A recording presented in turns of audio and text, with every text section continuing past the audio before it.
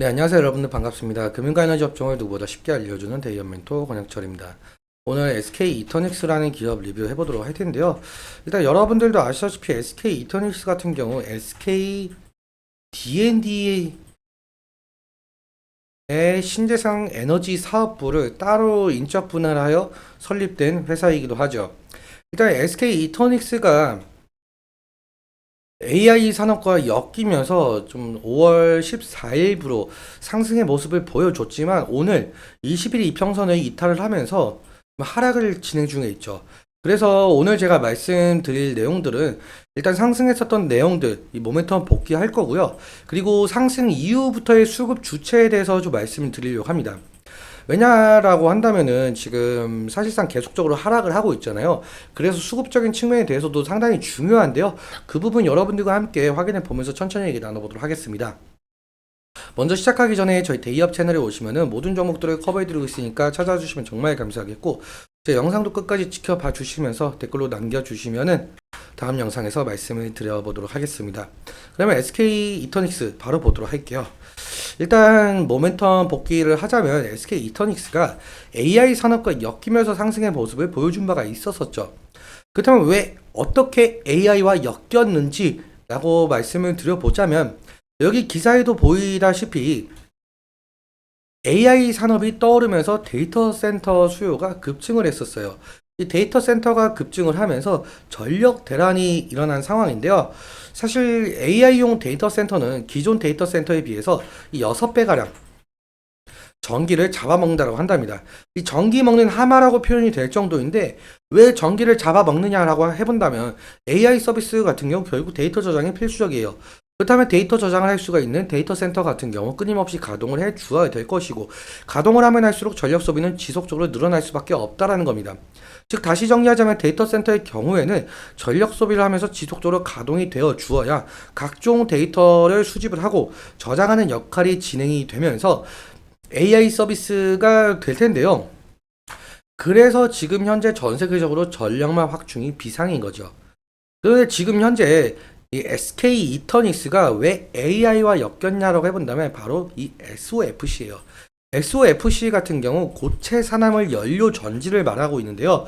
이 연료 전지 같은 경우 연료의 산화에 의해서 생기는 화학 에너지를 전기 에너지로 변하는 장치다라고 보면 될 것 같습니다. 그리고 이 SOFC 같은 경우는 수소를 연료로 사용하는 전지인데 쉽게 말하자면 수소와 산소를 결합해서 전기를 만들어낸다라는 거예요.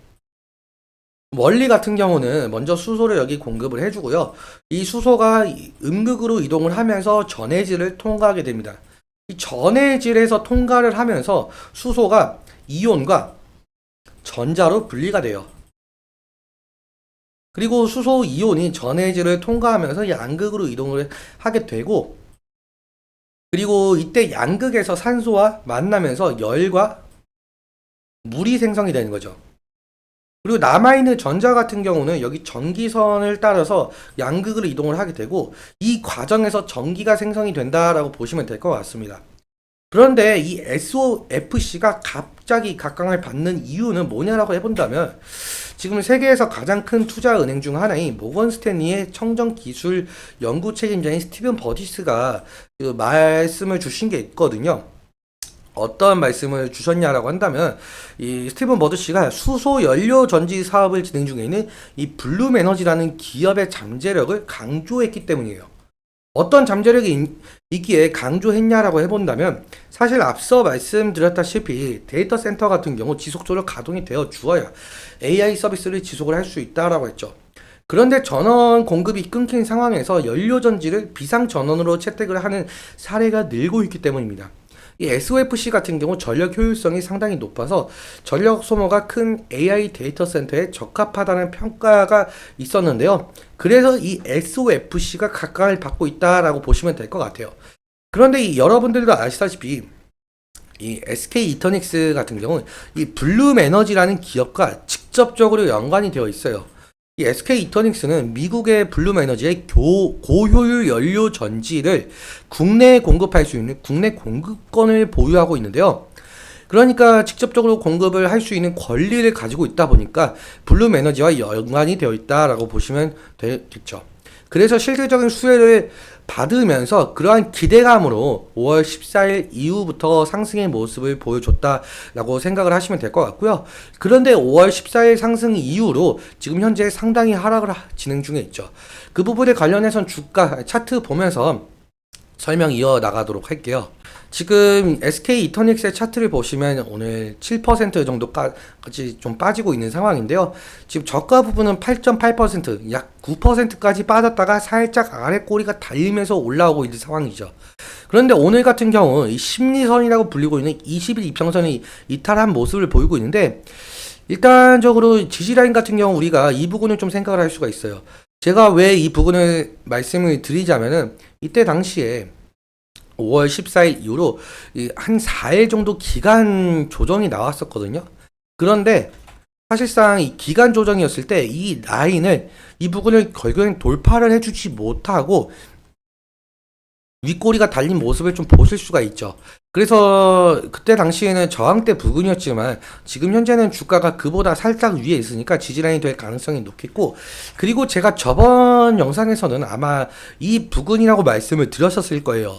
그러니까 이 가격 레인지대에서 일단은 적으로 지지가 일어나야 될 것이고, 만약에 이탈할 시에는 사실상 5월 14일 상승 부근까지 내려올 가능성이 있기 때문에 그 부분에 관련해서는 리스크적인 관리는 필요할 것 같다라고 말씀을 드리고 싶습니다.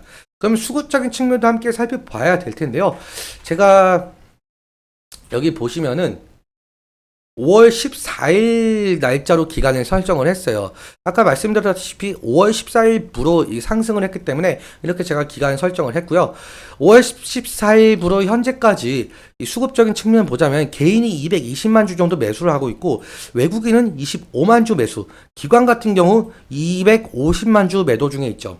사실상 기관 같은 경우 사모펀드에서 대부분 나오고 있다 보니까 이 사모펀드의 수급도 잘 살펴봐야 되겠지만, 일단 개인의 수급도 상당하다 보니까 이 개인의 수급에서 도대체 어느 창구에서 나오고 있는지도 좀 확인을 해봐야겠죠. 일단 이거 좀 자세히 보시면은 키움증권에서 97만 주 정도 매수 중에 있는 것을 보실 수가 있겠죠. 그러니까 대부분 개인이다라고 생각을 해주시면 될 것 같고, 그리고 삼성 창구에서도 35만 주 정도 매수하고 있고, 미래에셋 33만 주, NH투자증권 23만 주, 교보증권 20만 주, 대신증권 10만 주, 이렇게 6위까지 매수가 되고 있는데요. 그리고 JP모건 서울, 사실상 이 외국계 창구라고 봐도 되겠죠. JP모건 서울 이 외국계 창구에서 9만 8천 주 정도 매수가 되고 있는데, 사실상 1위부터 6위까지는 뭐 우리가 직접적으로 알 수는 없겠지만 거의 우리가 생각하기로는 거의 개인 창구라고 대부분 생각을 하시잖아요. 그러니까 대부분 매수세는 개인이다라고 보시면 될 것 같습니다. 일단 키움증권에서 매수세가 상당하다 보니까 만약에 개인들이 매도 물량을 쏟아낸다고 한다면 과연 외국인과 기관에서 이 물량을 받아줄 수 있을지, 그 부분이 좀 관건으로 보이고 있죠. 그럼 오늘은 여기까지 말씀을 드리면서 오늘 내용 여러분들께 도움이 되셨다면 구독과 좋아요 부탁드리고, 그리고 오늘 말씀드린 내용과 차트적인 부분에 대해서는 제 개인적인 견해가 많이 껴있다 보니까 여러분들의 주관적인 견해와 함께 투자를 현명한 선택하셨으면 좋겠습니다. 오늘도 시청해주셔서 너무 감사하고 지금까지 멘토 권혁철이었습니다. 감사합니다.